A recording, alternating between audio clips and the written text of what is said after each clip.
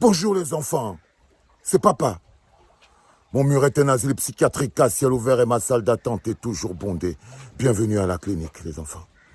Ce qui m'étonne, c'est quand la lâcheté des populations face au décret qui les traite comme des sous-hommes. Parce que le décret du préfet d'Umfundi nous traite et vous traite exactement comme des sous-hommes. Face à un décret qui les traite comme des sous-hommes, des hommes sans personnalité, des hommes sans dignité, des hommes sans droit. Parce que ce décret-là démontre que nous, en tant que citoyens, nous ne valons rien. Nous sommes des vassaux. Nous ne sommes pas des citoyens, nous sommes des sujets. C'est dans les royaumes qu'on expulsait, on disait aux gens que non, on va vous déporter hors de la ville parce que vous étiez les sujets du roi. Mais on ne déporte que les sujets, pas les citoyens. Pas les citoyens. Mais c'est là où la lâcheté des citoyens débarque. Alors il se retourne vers le bouc émissaire habituel, l'opposition. J'ai vu un gars dire, ouais, si alors un opposant courageux, qu'il aille porter donc plainte au tribunal administratif et tout patati pataron. Il y a des choses que vous devez savoir. L'opposition ne tire sa force que du courage du peuple. Les populations affaiblissent l'opposition. Quand vous deviendrez un peuple, alors vous verrez ce qu'on appelle l'opposition. Mais cet arrêté n'existe que parce que le tribunal administratif est corrompu. La seule chose qui fait que le sous-préfet peut prendre un arrêté comme celui-là, genre si tu dis que Pumba est vieux, on t'expulse de Yaoundé. Si tu dis que tu n'es pas content des routes de Yaoundé, on t'expulse de Yaoundé. Tu ne dois plus habiter là. Si tu dis que non, il n'y a pas le courant, l'eau, l'électricité, on t'expulse de Yaoundé. On t'expulse de Yaoundé. Quelle est la valeur qu'on donne à ta vie? C'est pour ça que quand vous sentez, quand je vous dis, vous êtes frustré, regardez quand on finit de vous brimer comme ça là, vous venez vous déverser sur les opposants. Vous venez vous déverser sur les gens qui contestent. Vous venez vous déverser sur les nous autres. Parce que je dis, quand vous êtes des enfants brimés, parce que ce qu'on est en train de vous faire, c'est de la brimade. Partage, mon ami. Partage, cher ami. Si tu ne peux pas parler, si tu ne peux pas dire quelque chose, si tu ne peux pas t'indigner, dis-toi que tu es un enfant de la clinique et que ton rôle, c'est au moins de partager. Et que ton rôle, c'est au moins de partager. Il est important que nous reprenons le contrôle de nos vies. Et crois-moi, un partage est un acte citoyen. Si tu ne peux pas te lever pour dire que je ne suis pas un sous-homme, je ne suis pas un sujet de quelqu'un, je suis un homme libre. Je suis libre de m'exprimer. Et je ne veux pas partir de Yaoundé. Je ne bougerai pas. Si tu ne peux pas dire ça avec ta bouche, partage au moins ça. Partage au moins ça. Parce que c'est ce qu'on appelle être la bouche de ceux qui n'ont pas de bouche. Et quand ceux qui n'ont pas de bouche arrivent face aux gens qui portent leur voix, vous devez partager. Vous devez partager. Alors vous renversez vers votre bouc émissaire favori, c'est l'opposition. Vous l'envoyez, les opposants allaient porter plainte au tribunal administratif. Je vous rappelle que ce n'est pas les opposants qui sont obligés d'aller porter plainte. Parce que vous estimez que ce sont les opposants seuls qui contestent. Donc vous êtes content. Quand vous vous dites même qu'il n'y a pas l'eau, il n'y a pas le courant, il n'y a pas l'électricité, ça veut dire que vous êtes déjà passible d'être condamnable par cette loi de monsieur le préfet et être expulsé de Yaoundé.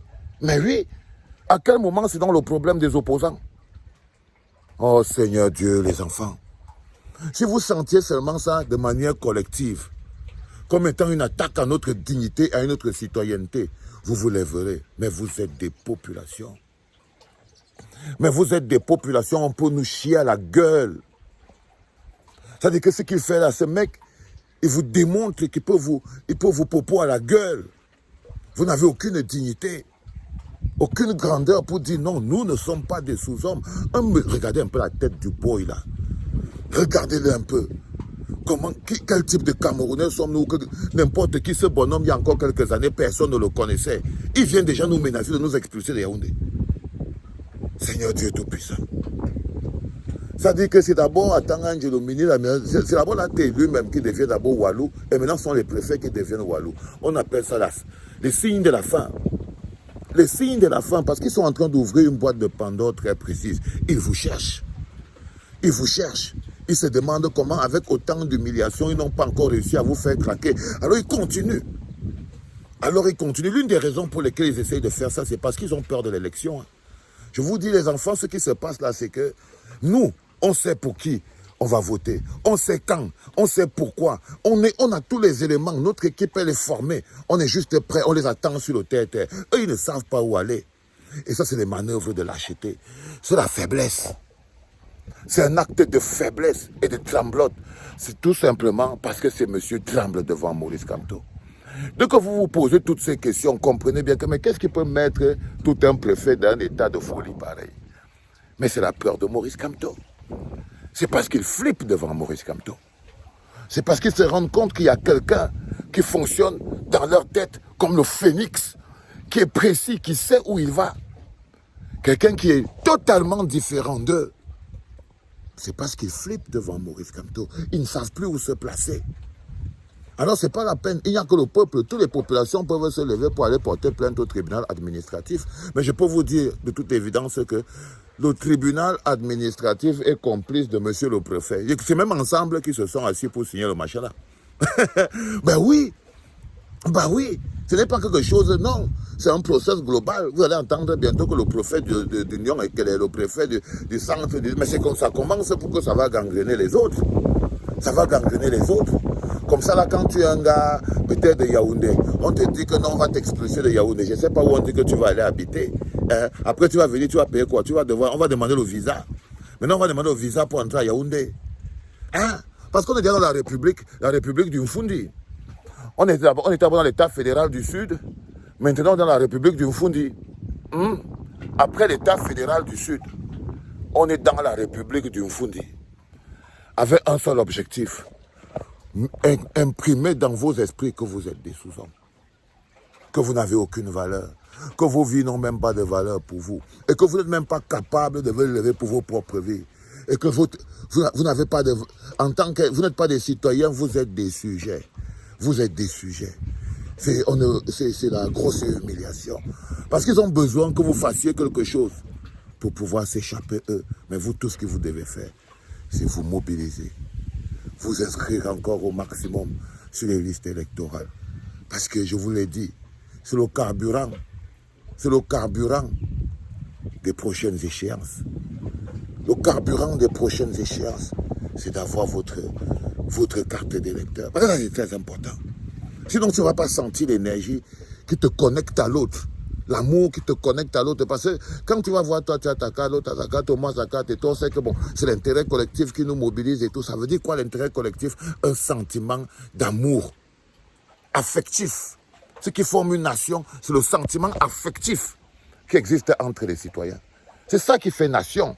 Quand on dit que vous faites nation, vous faites peuple, il faut savoir faire nation. Faire nation, c'est vivre selon un sentiment affectif qui met le peuple ensemble, qui vous pète, vous vous aimez parce que vous êtes Camerounais. Donc pouvoir ressentir l'énergie de faire partir d'un peuple. Une éducation qui nous a été totalement refusée à des buts politiques bien précis, nous empêcher de nous sentir citoyens, nous pousser à croire et à intégrer dans nos esprits que nous ne sommes pas des citoyens, nous sommes des sujets.